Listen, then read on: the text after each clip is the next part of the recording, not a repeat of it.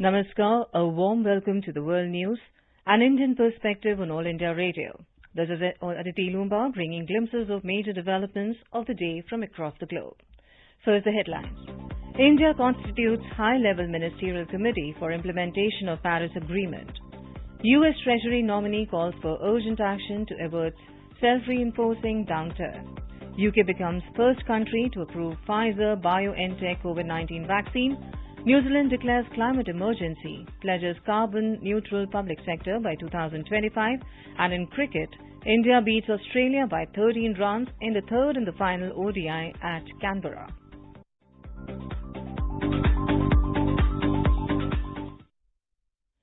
India has constituted a high-level ministerial committee for implementation of Paris Agreement. The Apex Committee for Implementation of Paris Agreement, AIPA, will be chaired by Environment Secretary. The purpose of AIPA is to generate a coordinated response on climate change matters that ensures India is on track towards meeting its obligations under the Paris Agreement. The next year would mark the beginning of implementation of the Paris Agreement, and constitution of AIPA in central to strengthening the national systems and institutional arrangements for implementation and monitoring of climate actions. It will also ensure that India maintain its climate leadership as one of the few countries in the world whose climate actions are consistent with the goals of Paris Agreement. In yet another eco-friendly endeavour, India has launched its indigenously developed 100-octane premium petrol. Minister for Petroleum and Natural Gas, Dharmendra Pradhan, launched the first indigenously developed 100-octane premium petrol through video conferencing on Tuesday. Mr. Pradhan described the launch of the environment-friendly fuel as one more step towards facilitating ease of living for the citizens. With this, India joins a select league of nations having such super-grade fuel. Octane ratings are measures of fuel stability that increases engine efficiency.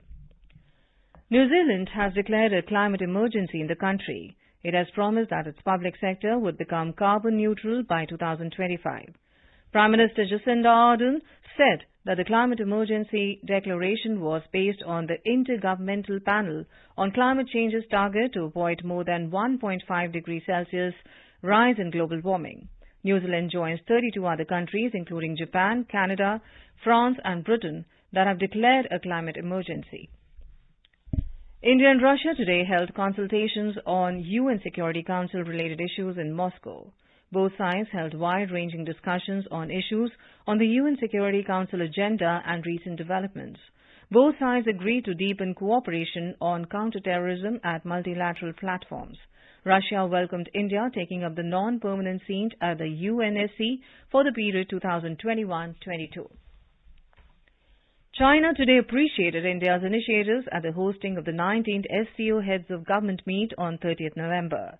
Chinese Foreign Ministry spokesperson Hua Chuang said that China stands ready to work with India and other members to coordinate, communicate and work together to elevate the SCO and open up another decade of development and cooperation of SCO.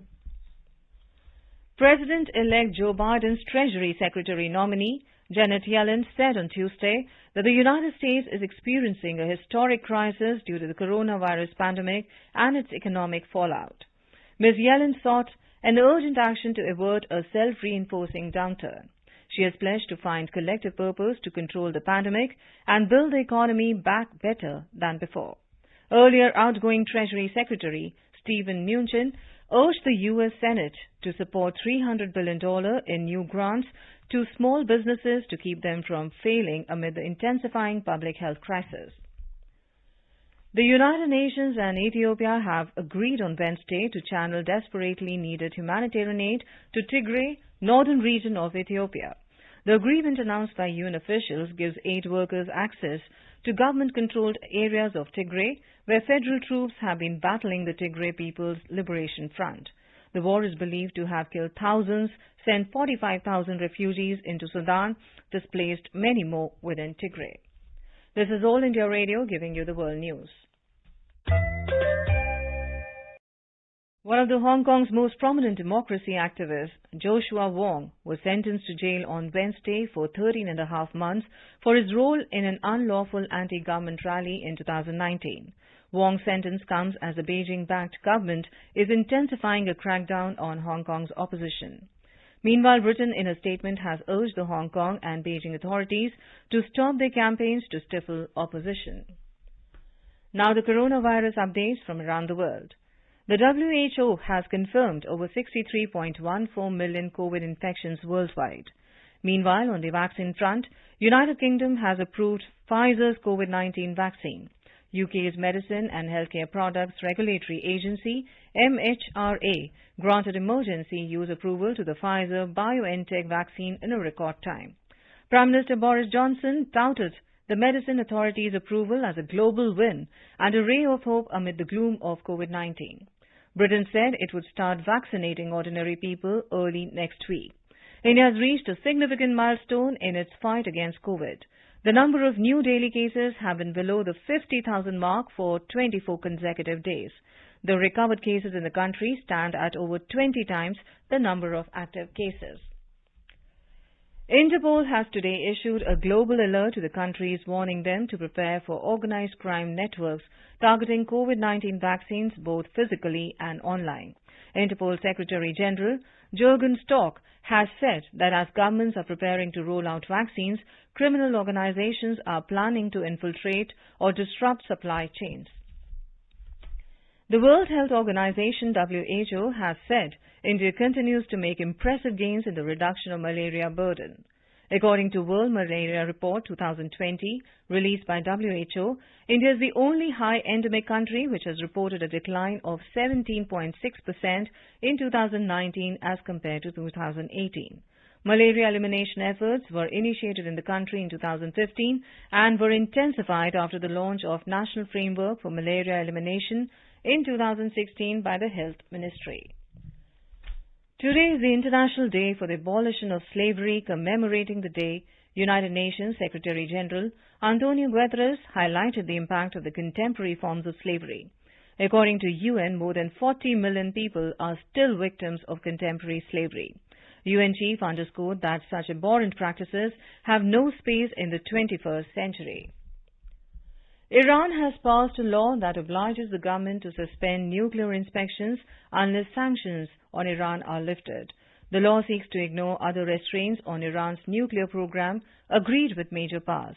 It also called for Iran to enrich uranium for peaceful uses to 20% purity in breach of the nuclear accord. Moving on to sports. In cricket, India defeated Australia by 13 runs in the third and the final ODI at Manuka Oval in Canberra this evening. Chasing the target of 303 for a win, Australia could make 289 and were all out in 49.3 overs. Australia have already clinched the three-match series by winning the first and the second ODIs.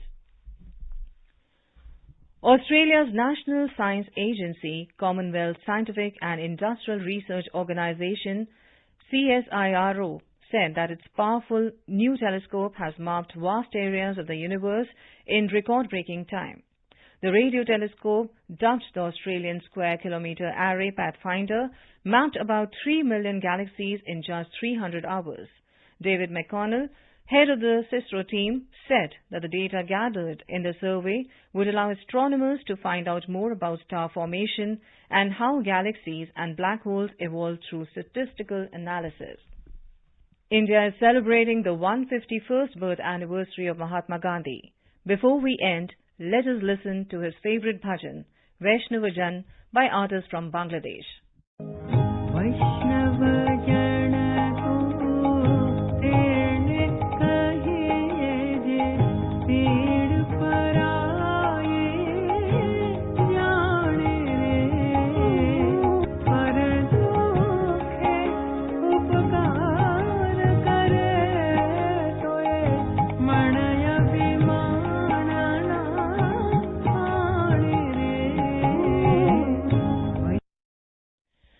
And with that, we end this bulletin. See you at the same time tomorrow with the next edition of World News.